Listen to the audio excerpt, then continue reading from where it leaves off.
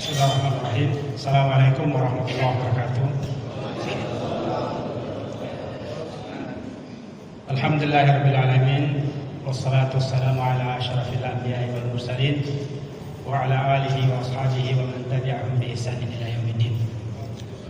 Subhanaka la ilma lana illa ma 'allamtana innaka antal alimul hakim. Rabbi shrah li sadri wa yassir li amri wa hlul 'uqdatam min lisani yafqahu qawli. Jemaah sekalian yang dimuliakan Allah Subhanahu wa taala, kita bersyukur kepada Allah Subhanahu wa taala karena hingga malam ini kita masih diberikan kekuatan, kesehatan, dan dikuatkan untuk bisa menghadiri sholat berjamaah di masjid yang penuh berkah ini. Kita sama yakin bahwa pertemuan kita dengan bulan Ramadan tahun ini adalah bentuk ijabah atau doa bukti bahwa doa kita di Ramadan tahun lalu itu dijawab oleh Allah Subhanahu wa taala. Karena saya yakin setiap kita selalu di penghujung Ramadan selalu berdoa, ya Allah pertemukan lagi saya dengan bulan Ramadan yang akan datang. Insya Allah kalau saya ketemu dengan bulan Ramadan saya akan lebih maksimal. Jadi sekarang ini Allah sudah jawab permintaan itu. Tugas kita adalah memenuhi janji untuk bisa memaksimalkan lebih tahun Ramadan tahun ini. Jamaah sekalian oleh Allah Subhanahu wa taala, ada seorang pemikir Islam. Basic ilmunya sebenarnya di electrical engineering, ya, insinyur elektro sebenarnya. Berkebangsaan Aljazair, ya, belajar elektronya itu di Prancis. Tapi setelah kembali ke Aljazair tidak mengembangkan keilmuannya, tetapi dia lebih dikenal sebagai filosof dan juga aktif menulis dan membicarakan tentang peradaban. Banyak teori-teorinya, bahkan sebagian ulama mengatakan ini perpanjangan tangan dari Ibnu Khaldun. Ya. Ada banyak teori yang beliau sebutkan. Di antaranya adalah Rijalun ma ba'dal muwahhidin, post al-muwahhid man. Kemudian ada juga yang lain teorinya yang mengatakan bahwa peradaban itu adalah ramuan dari 3 unsur. Pertama manusia, kemudian at-turba, resources, kemudian yang ketiga adalah al-waqt. Tapi ada satu pemikirannya yang menurut saya juga menarik untuk dikaji. Ketika beliau mengatakan bahwa manusia itu hidup dalam 3 alam. Ya. Yang pertama adalah alamul afkar, mindset, pemikiran. Ya. Kemudian yang kedua adalah alamul ashkhas, sosial, alam sosial, kehidupan sosial. Lalu kemudian yang ketiga adalah alamul asya, alam materi, karya, peran, kontribusi dalam kehidupan. Dr. Jasim As-Sultan dalam bukunya Minas Sahwati ilal Yaqadha, bagaimana membangun kesadaran kaum muslimin yang paripurna, itu menjelaskan secara detail, ya, bagaimana peran dari ketiga alam ini menciptakan kualitas seorang muslim. Beliau mengatakan bahwa kualitas dari alam relasi sosial dengan karya, alam materi, itu sangat ditentukan oleh mindset dalam pikiran. Ya. Makanya kalau kita memperhatikan ayat-ayat di fase Makkah, itu umumnya membangun mindset. Ya. Belum terlalu banyak bicara tentang relasi sosial, apalagi alam materi. Aturan-aturan materi belum banyak dibicarakan di sini. Ya, tentang bisnis, tentang sistem kenegaraan, tentang pendidikan dan sebagainya itu belum banyak dibicarakan di fase Makkah. Nanti dibicarakan pada fase Madinah. Kenapa? Karena memang yang perlu dibentuk adalah alamul afkar dulu. Bagaimana menciptakan mindset yang benar. Ya. Surat Al-Alaq ayat 1 sampai ayat 5, kalau kita memperhatikan, itu betul-betul luar biasa bagaimana ayat 5 ayat itu berupaya menciptakan mindset yang benar dalam setiap pribadi muslim. Yang intinya ada pada 2 hal. Yang pertama adalah bagaimana setiap orang itu sadar diri kalau dia itu adalah makhluk. Mengakui kalau dia makhluk. dan mengakui, menyadari bahwa makhluk itu punya banyak kelemahan. Itu yang ada. Kemudian yang kedua, kesadaran yang perlu ditumbuhkan dalam Al-Alaq ayat 1 sampai 5 itu adalah menyadari bahwa Allah Subhanahu wa taala itu adalah pencipta kita. Allah lah yang patut untuk kita patuhi dan sebagainya. Lalu kemudian meyakini ragam kesempurnaan yang ada pada Allah Subhanahu wa taala. Itu intinya.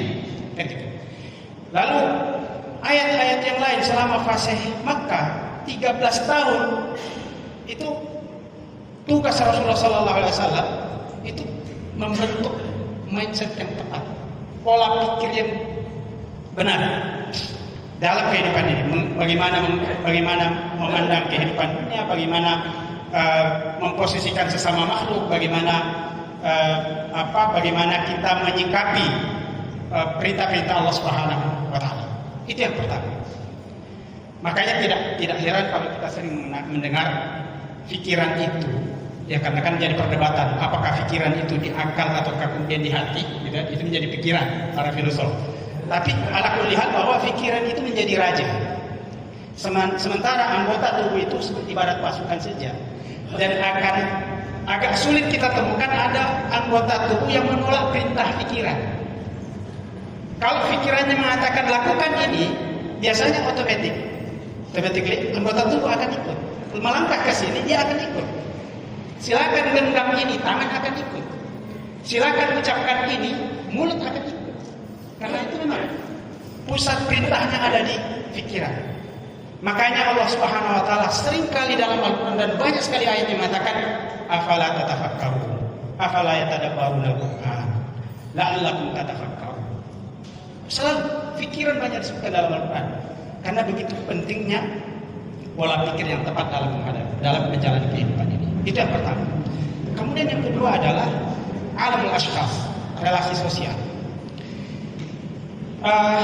Kita sama yakin bahwa Rasulullah SAW, dan ini hadis yang biasa kita dengar, dikatakan bahwa Rasulullah bersabda, sesungguhnya saya diutus itu hanyalah untuk menyempurnakan akhlak, dan akhlak itu erat kaitannya dengan relasi sosial.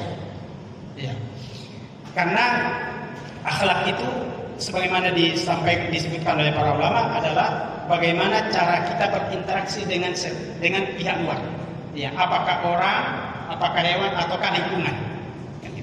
Jadi akan tetapi relasi sosial ini sangat ditentukan oleh bagaimana pola pikir yang terbentuk. Hanya saja relasi sosial, kehidupan sosial itu juga sangat memberikan kayak semacam peran penting dalam kehidupan. Bahkan bisa menggerus capaian-capaian pahala yang mungkin kita telah kumpulkan dari ibadah-ibadah personal. Sebagaimana dalam sebuah hadis, dan ini kayaknya bagus untuk sering diulang-ulang dan diingat-ingat. Hadisnya mengatakan, suatu ketika Rasulullah SAW duduk-duduk dengan para sahabatnya lalu bertanya, siapakah orang yang paling buruk nasibnya? Ya, bahasanya itu muflis. Para sahabat mengatakan orang yang paling buruk nasibnya itu adalah orang yang nggak punya apa-apa, nggak ada uangnya, nggak ada hartanya, pokoknya nggak ada apa-apanya, orang kere, itu orang paling buruk nasibnya. Lalu Rasulullah SAW mengatakan, enggak, bukan itu yang saya maksud. Orang yang paling buruk nasibnya itu adalah orang yang sudah mulai bangga senang. Ketika nanti berhadapan dengan Allah, dia sudah senang sekali karena dia mengingat, oh waktu saya di dunia itu ibadah saya bagus, puasa saya bagus, sholat saya bagus, zakat saya sering, sedekah saya juga rutin, semuanya bagus gitu. Namun dia tidak sadar kalau ternyata ada cacat dalam relasi sosialnya, dalam komunikasi sosialnya, dalam interaksi sosialnya cacat. Hubungan bisnisnya sering menipu, ya kan? Sering mengambil hak orang lain, sering mengintimidasi orang lain, menganiaya orang lain. Akhirnya apa? Kebaikan-kebaikannya itu diambil oleh Allah lalu kemudian diberikan kepada orang yang menjadi korbannya. Kalau ternyata itu belum sepadan antara kebaikannya dengan beban dosa yang dia harus tanggung, maka kesalahan-kesalahan korbannya itu diambil lalu kemudian ditimpakan ke dia, sehingga hilanglah semua ibadah personalnya itu, lalu dia tinggallah menikmati azab dan siksa akibat relasi sosial, interaksi sosial yang buruk. Dan kita sering mungkin kita bisa saja kita kadang lupa, ya, tidak sengaja, lalu kemudian ada interaksi sosial yang kurang pas. Saya kira itu perlu untuk dimuhasabah. Kemudian yang ketiga adalah karya. Nilai seseorang di sisi Allah itu sangat ditentukan oleh seberapa besar manfaat kehadirannya di dunia ini. Allah Subhanahu wa taala mengatakan, berfirman, "Faqul i'malu fasayarallahu 'amalakum wa rasuluhu wal mu'minun." Berkaryalah kalian, bekerjalah kalian, beraktivitaslah kalian. Kenapa? Karena nilai kalian itu di mata Allah dan di mata Rasulullah dan juga penilaian secara umum manusia sangat ditentukan oleh karya. Kaitannya dengan bulan Ramadan, saya kira untuk menata 3 alam ini, Ramadan menjadi media dan sarana yang paling pas. Selama bulan Ramadan kita disuguhkan oleh para ustadz, para kiai, wejangan-wejangan keagamaan yang bisa saja sebagian itu terkait langsung dengan bagaimana menciptakan mindset beragama yang benar, ataukah yang terkait dengan interaksi sosial, ataukah yang terkait dengan bagaimana memotivasi diri untuk menghadirkan kemanfaatan dari kehadiran kita untuk kepada sesama. Bahwa bulan Ramadan difungsikan sebagai syahrul Quran dan sebagainya, aktif kita tilawah Quran, ibadah-ibadah personal, saya kira itu sudah cukup, sudah bagus. Kita yakin itu bagus. Akan tetapi kalau hanya sebatas itu, saya kira kehadiran Ramadan belum terlalu mampu kita optimalkan. Karena semestanya wallahu ta'ala alam, kalau kita mau lihat kenapa bulan Ramadan itu selalu datang setiap tahun, wallahu ta'ala alam, saya mencoba untuk menangkap pesan bahwa Allah hadirkan Ramadan itu sebenarnya sebagai sarana latihan bagi kita untuk bisa menciptakan kultur baru pasca Ramadan. Saya biasa membayangkan begini, kalau misalnya bulan Ramadan ini kita jadikan sebagai sarana untuk menciptakan kebiasaan bagus yang baik baru setelah Ramadan. Saya kasih contoh sederhana, walaupun mungkin ini anggap remeh-temeh. Kalau misalnya selama bulan Ramadan, sebelum masuknya Ramadan, kita bertekad untuk menjadikan Ramadan sebagai ajang untuk latihan memungut sampah 1 sampah setiap hari. Lalu kita harapkan nanti menjadi kultur baru yang melekat pada kita dan itu berjalan secara alami setelah Ramadan, maka luar biasa dampaknya. Saya yakin itu akan dampaknya luar biasa.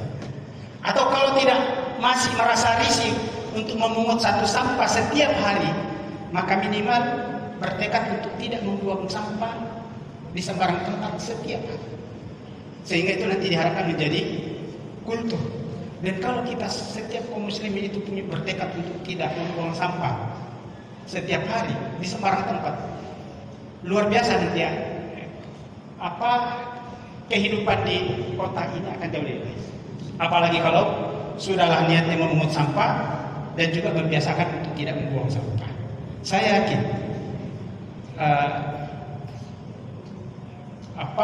bencana banjir yang selama ini yang salah satu disebabkan oleh sampah dan sebagainya, itu bisa minimal akan bisa terkurangi.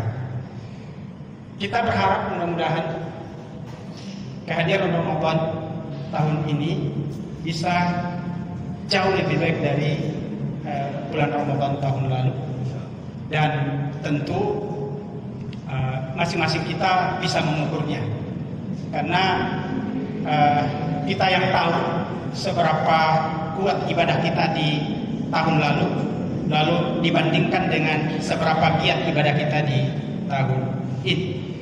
Tapi kita berharap mudah-mudahan kualitas ibadah, kualitas pengetahuan kita dan hal-hal yang lain itu bisa meningkat sehingga kita menjadi orang-orang yang beruntung seperti yang dikatakan bahwa orang yang baik itu, orang bermutu itu adalah kalau ada progres, selalu menjadi lebih baik. Tapi kalau kondisinya selalu stagnan, maka itu orang yang rugi. Apalagi kalau kondisinya malah menurun, merosot, maka itu orang-orang yang celaka, dan tentu kita tidak ingin menjadi orang-orang yang celaka. Mudah-mudahan Allah Subhanahu wa taala selalu membimbing kita bersama dan mengumpulkan kita kelak bersama di surga Allah Subhanahu wa taala sebagaimana telah mengumpulkan kita di tempat ini. Sebagai penutup, ada satu doa yang mungkin sudah sering disampaikan dan bahkan kita sudah hafal. Tapi kata pepatah orang Minang, lancar kaji karena diulang. Ya. Dikatakan doa ini ditanyakan oleh jawaban atas pertanyaan Aisyah radhiyallahu anha. Ketika beliau mengatakan, ya Rasulullah, andaikan saya ditakdirkan ketemu dengan bulan dengan malam Lailatul Qadar, apa yang saya lakukan? Coba berikan arahan ke saya. Lalu kemudian Rasulullah menjawab, uli, katakanlah. Oke. Apa doanya adalah Allahumma innaka afuwun tuhibbul afwa fa'fu anni. Ya Allah, Engkau Maha Pemaaf, suka memaafkan, maka maafkanlah saya. Itu doa yang diajarkan oleh Rasulullah kepada istrinya yang tercinta, diminta untuk diucapkan kalau bertepatan dengan malam Lailatul Qadar.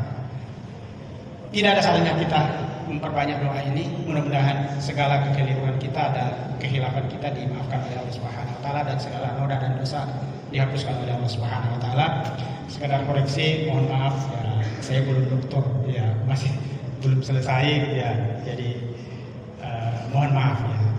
Baik, terima kasih banyak dan mohon maaf jika ada hal yang kurang berkenan. Subhanallahi wa bihamdik, asyhadu an la ilaha illa anta, astaghfiruka wa atubu ilaik. Wassalamualaikum warahmatullahi wabarakatuh. Assalamualaikum warahmatullahi wabarakatuh.